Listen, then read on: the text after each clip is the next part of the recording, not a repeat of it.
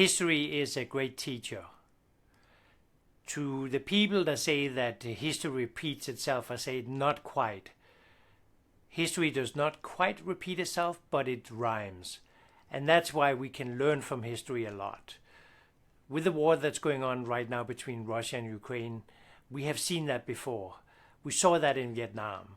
We saw how politicians meddled. The military wanted to cut off the supply lines for the North Vietnamese. But politicians opposed that, leading to a defeat and more than 50,000 American soldiers that died. That could have been avoided to a great extent had we been able to do what was necessary to do. And that should be the same approach that we have with regards to Russia's invasion in Ukraine, is that we need to give the Ukrainian military all the resources that they need.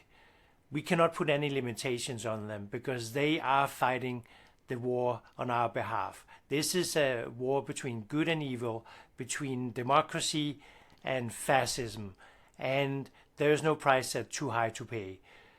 Even though that is going to be expensive, it's not going to be as expensive as this here drags on forever or escalates to even something more. Putin is weak, and we need to pounce on that. We need to cut off the supply lines. We need to supply Ukraine with all the weaponry and technology that they need in order to defeat Putin. He almost got defeated domestically by the Wagner Group. So Ukraine, that is fighting and doing an incredible job, backed by Western military, can do even more harm to Putin. And then maybe, just maybe, the ashes that we will see from Russia could actually be the fertile ground for a democracy, because Russia has never experienced democracy, but there's enough Russians that yearn for living a life of freedom, and they would embrace that.